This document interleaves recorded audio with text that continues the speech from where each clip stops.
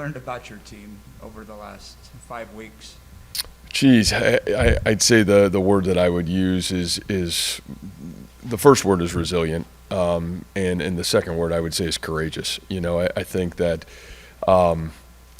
the growth that has happened, even in the course of the last 3 weeks, has been, at least during my time, seeing a team grow as much as I've watched this team grow up. It's been really impressive, and their process to get better every day and not really worry about the result, because I think they could have a lot of times, and their ability to just be resilient and grow forward, it's been awesome to watch. And there's a lot of young guys playing as you guys watch us play. I mean, and more keep having to play because of situational things, because they're earning it in practice. And I feel like every one of those kids steps in, man, they play as great as they can, as hard as they can. Is it always perfect? It's not.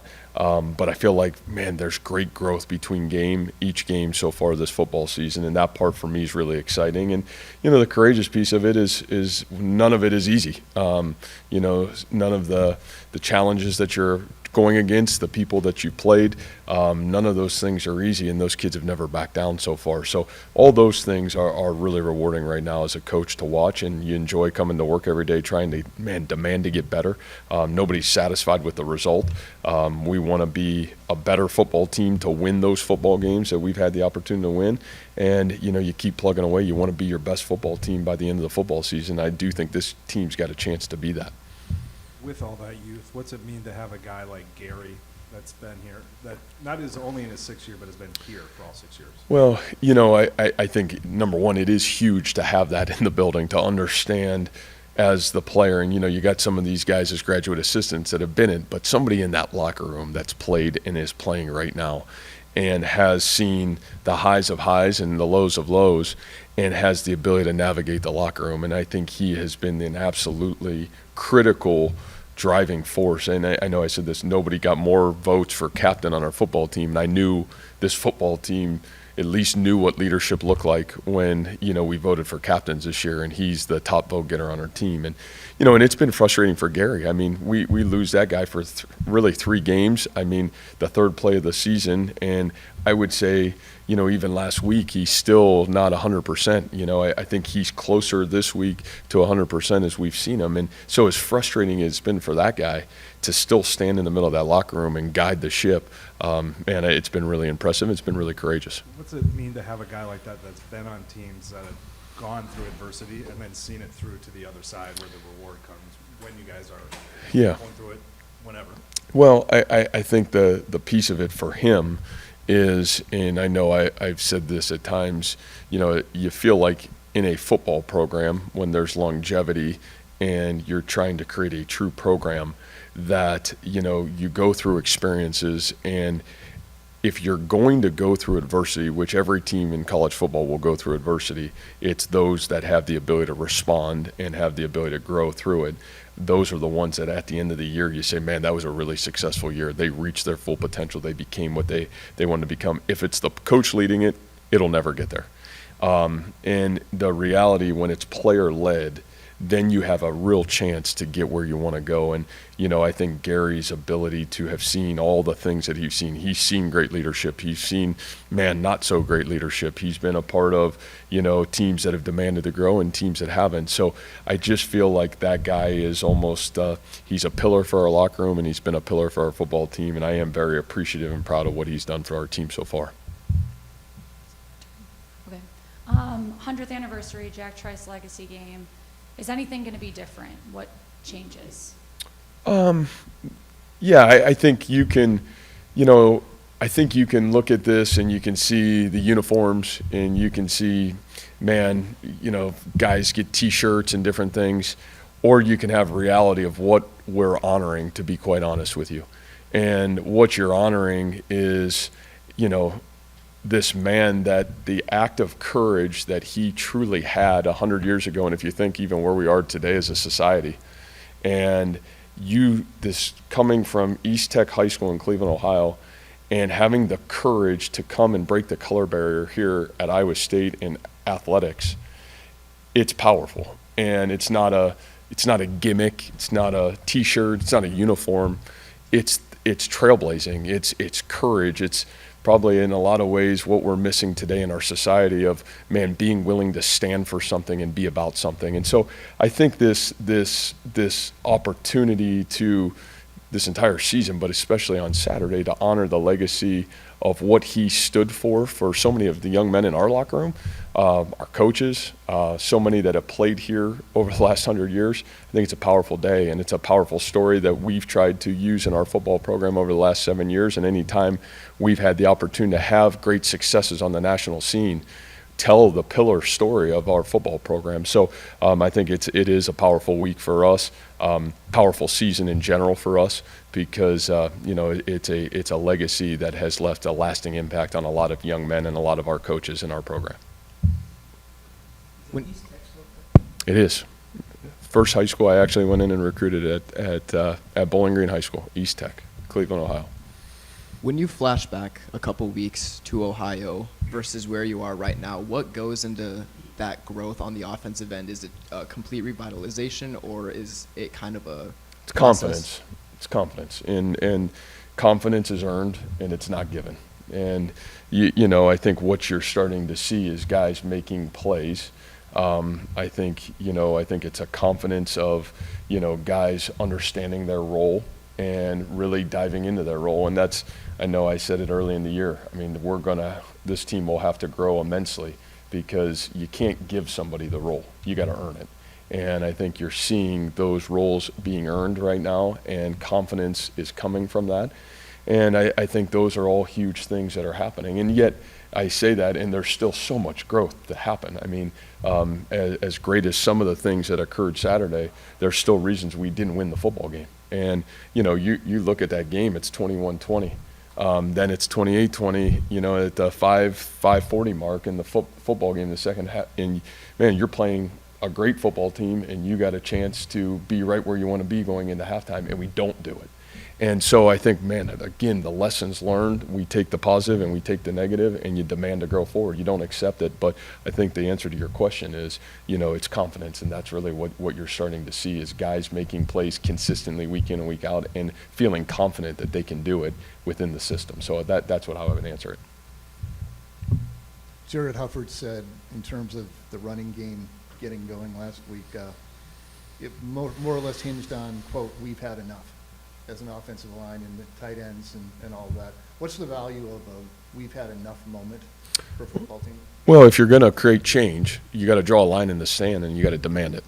And, I'm glad that's the answer, and I hope that continues to be the answer, because one game doesn't define a season. And obviously we didn't win the game, and there's probably could have been a lot better moments, but I think there was great growth. And so to me, it's like anything, and I think, again, you say, man, what's a Jared Hufford seen here, and what is Gary Vaughn seen here? At some point, you got to draw a line in the sand and say enough's enough, and you got to live to what you're capable of playing. And I think that's holistically even still where our growth has to be is players got to make A's in the football game, and we've got enough good A players to earn the right to make A's in the game. And then the reality of the confidence building, but the veteran leadership in our team's got to draw a line in the sand and say enough's enough. And I still feel like there's a lot of that to continue to happen, to be our best and to consistently be our best week in and week out. But I'm certainly glad that was the response, because that's how change happens. Is at some point you draw a line in the sand and you demand it to happen. And defensively, OU was obviously Gabriel's a great quarterback and all that, but just able to put together chunk play after chunk play, uncharacteristic for you guys. What needs cleaned up there? Well, some of those chunk plays, are you got to give a little bit of credit to them. We've got to be able to affect the quarterback, and I don't think we've done a good enough job over the course of the last couple of games doing that. Number one. I think number two, we had the opportunity. You're a fraction off on a couple of those. I mean, you're right there, and you got to make the play. And some of those guys are young pups, but some of those guys are older guys, and so.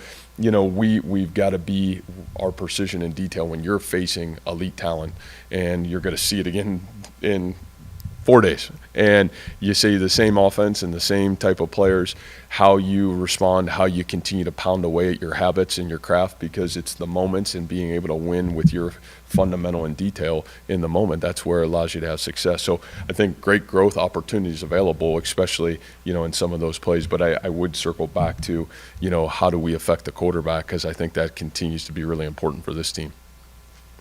How do you do that, though? Yeah. Is it the guys with their hand on the ground, or do you got to get more aggressive or exotic with blitz packages? Yeah, probably a little bit of both. I still think, again, that's a very young defensive front right now. You got a lot of guys. I mean, they're all first-time starters, and really the top 6 guys on the defensive line are really the first time getting the bulk load of experience, and they've had some really good moments. But the consistency that you need to play in that unit to be able to be in those environments against these teams and these offenses, it takes your very best. And so I think that a part of it, I think pressure-wise, we've mixed and matched that. And again, we talked even after the Okie State game, there's a price to pay when you're going to pressure people, and so I think you got to have a great mix of it.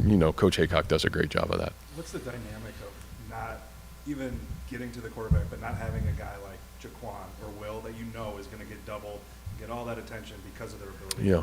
I'm guessing that's not happening right now with opposing offense. No, I just that and not to say we don't have those guys, because you think Tyler Onyedin has had flashes of moments like you've seen from some of those guys. I think Joey's flashed in a lot of positive ways. It's not a talent issue, it's a maturity issue to take that step that those guys did. And Jaquan, it really probably happened late in his sophomore year, his second year playing, that became that kind of player. No different for Will, really in his junior year became that player. So, we've got guys, and it's just, again, their maturity to consistently be that guy, to demand that attention, but you also got to make the plays to demand that kind of attention as well. What have you seen from TCU offensively and defensively? They've obviously lost a lot of players from that national championship team, but what have you really seen from them through these first 5 games and being able to respond from last year's game?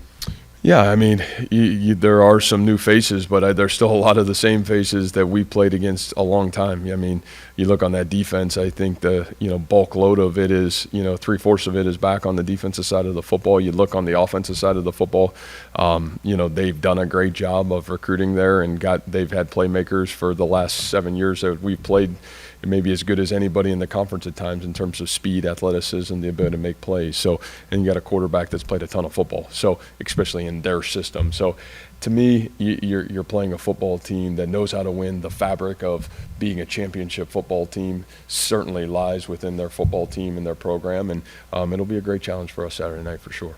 What's the injury situation? Yeah, I honestly, I think I said this in our staff meeting yesterday. I can't believe going into the 6th week of a season, we're almost back to full strength. Malik is back this week. Darian Porter back this week. Darian played a little bit last week, but I think back to 100%. Cartavius, we feel like made really good headway. We played him a little bit last Saturday, but I think getting ready to be back at full strength. So, right now I feel like we're healthiest we've been, other than the start of the season, which I think is positive for us. Okay, one more thing here from me. You play at the dreaded 7 o'clock Saturday night. Then you play at the wonderful 11 o'clock on the next week. Mm-hmm. Which would you prefer? Which would you prefer? Well, either end of the spectrum, either 11 or 7. I can go either way. It's the middle that sometimes is painful for the coaches and the team, because I feel like if it's early, you can prepare for it. If it's late, you can prepare for it. But it's those middle ones sometimes that get goofy, in my opinion. So what do you do all day on whatever Saturday? you watch college football. You watch other people sweat it out. So yeah. So that's at least what I do. Yeah.